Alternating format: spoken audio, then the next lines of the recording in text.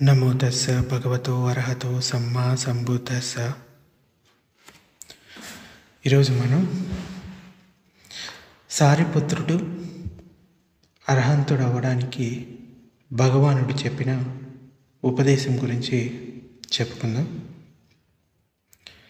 ఆ రోజుల్లోనే సారిపుత్రుడు రాజగృహ సమీపంలో సూకరకథ అనే ప్రదేశంలో భగవానునితో పాటు విహరిస్తూ ఉన్నాడు. అక్కడకు సారిపుత్రుని మేనల్లుడు దీర్ఘనకుడు అనే పరివ్రాజకుడు ఒకడు వచ్చాడు. ఆ సమయంలో సారిపుత్రుడు భగవానుడికి విసనకర్ర విసురుతూ ఉన్నాడు. ఆ పరివ్రాజకుడు భగవానునికి నమస్కరించి ఏ ధర్మాలు మంచివి కావు అనే దృష్టిని నేను నమ్ముచున్నాను అని చెప్పాడు. పరివ్రాజకులు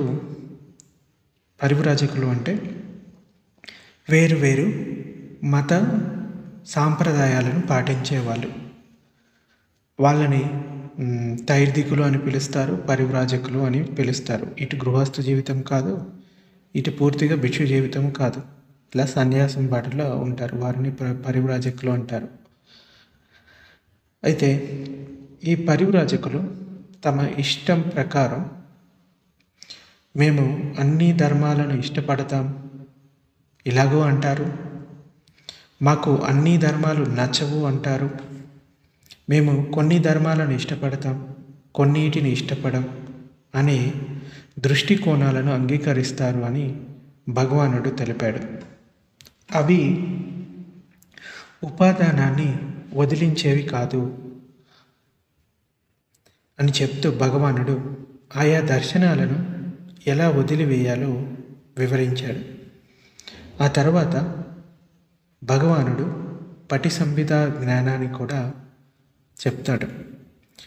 4 మహాభూతాలతో నిర్మితమైన ఈ శరీరం యొక్క అశాశ్వతత్వాన్ని, దుఃఖాన్ని, అనాత్మకతను సమ్యక్ రీతిలో చూడటం వలన దీనిపై ఆసక్తి వదిలిపోతుంది, అంటే ఉపాదానం విడిపోతుంది. సుఖకరమైన, దుఃఖకరమైన మరియు అదుఃఖ సంవేదనలు అనిత్య ధర్మం, సంస్కృతమయ్యే ధర్మం, పటిచ్య సముత్పాద ధర్మం, అంటే ఒకదానిపై ఒకటి ఆధారపడి ఉంటుంది.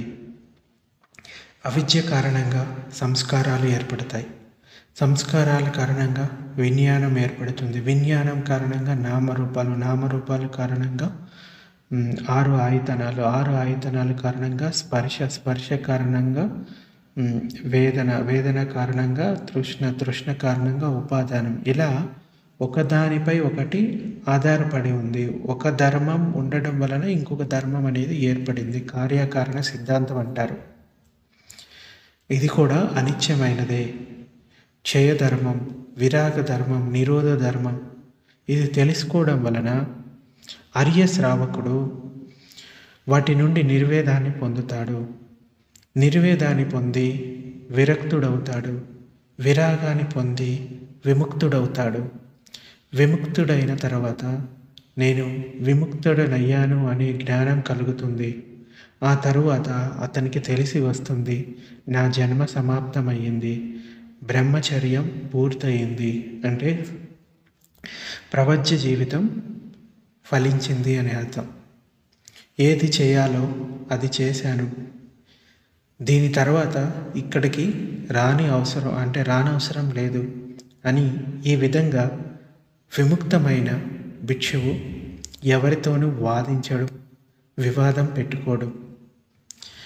భగవానుని పటి సంహిత జ్ఞానోపదేశం విన్న విద్యావంతుడైన సారిపుత్రుని మనస్సు అక్కడికక్కడే కల్మషాల నుండి, ఆశ్రవాల నుండి విముక్తి పొందింది. అర్హంత స్థితిని పొందాడు. ఎందుకంటే ఆయా ధర్మాలను విడిచిపెట్టడానికే భగవానుడు తన కోసం చెప్పుచున్నాడని అతడు భావించాడు. మరోవైపు అదే ఉపన్యాసం వింటున్న దీగనక పరివ్రాజకుడు కూడా మురికి లేని విమలమైన శుద్ధమైన ధర్మచక్షువు అతని లోపల కూడా ఉత్పన్నమైంది. ఏదైతే ఉత్పన్నమయ్యే ధర్మం కలదో అది నిరోధ స్వభావం కలదే. అంటే ఏదైతే ధర్మం పుడుతుందో అది కూడా గిడుతుంది.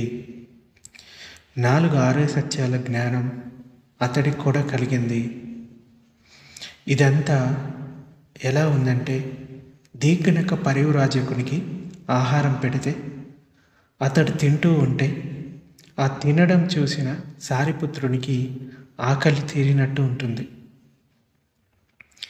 అంటే భగవానుడు ధర్మం ఆ దీగనక పరివ్రాజకుడికి చెప్తూ ఉండగా సారిపుత్ర బంతే దాన్ని ఆకలింప చేసుకొని తాను అర్హంతుడయ్యాడు.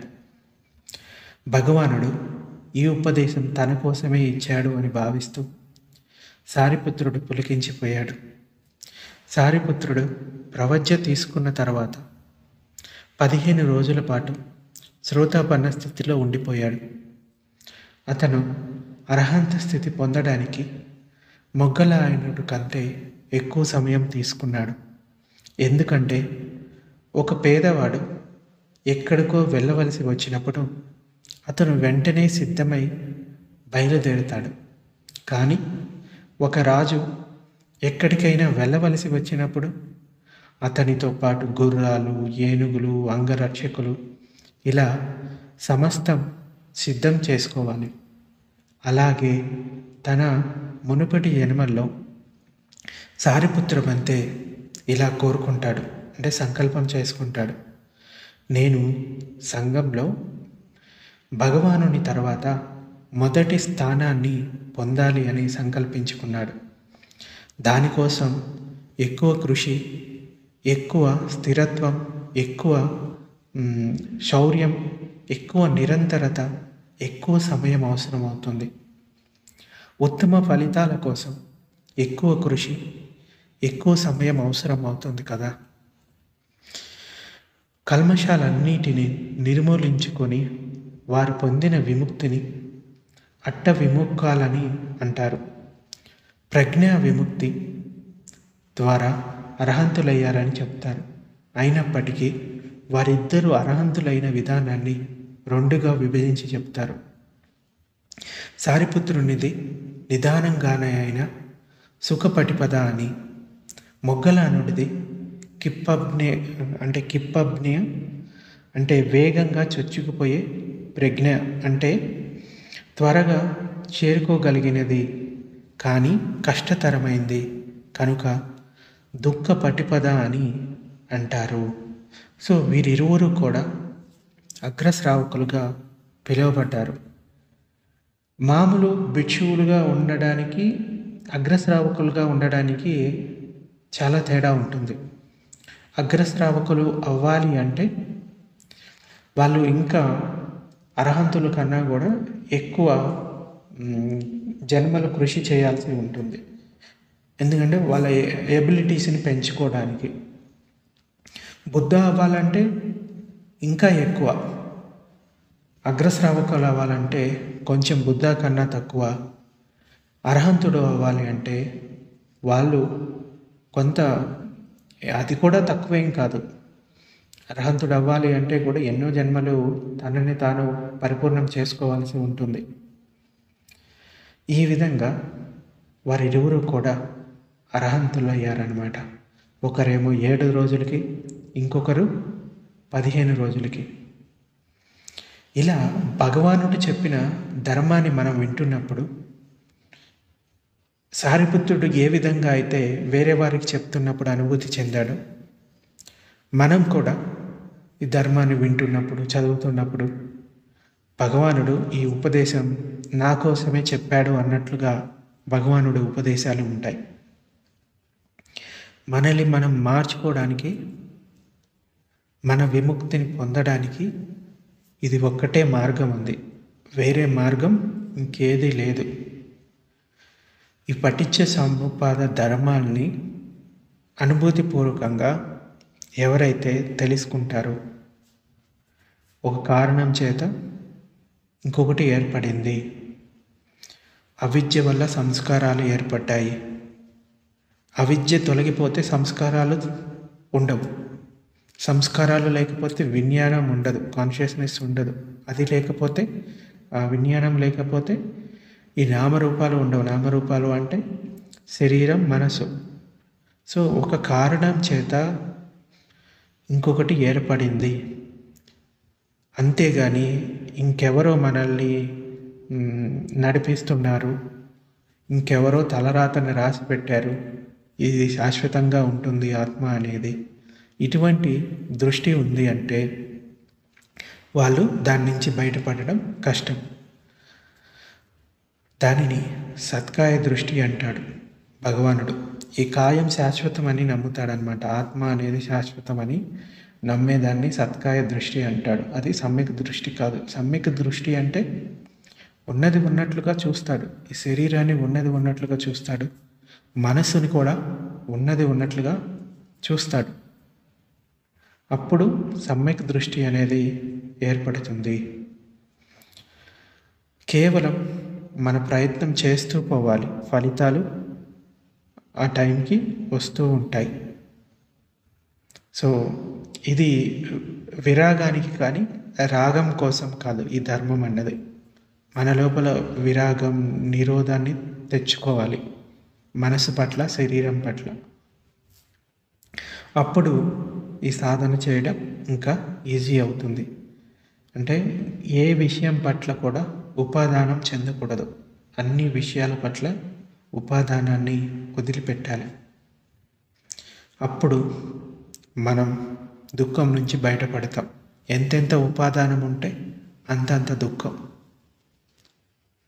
సో ఇది ఈరోజు ప్రవచనం. ఏమైనా సందేహాలు ఉంటే అడగచ్చు, మిగిలింది రేపు చెప్పుకుందాం.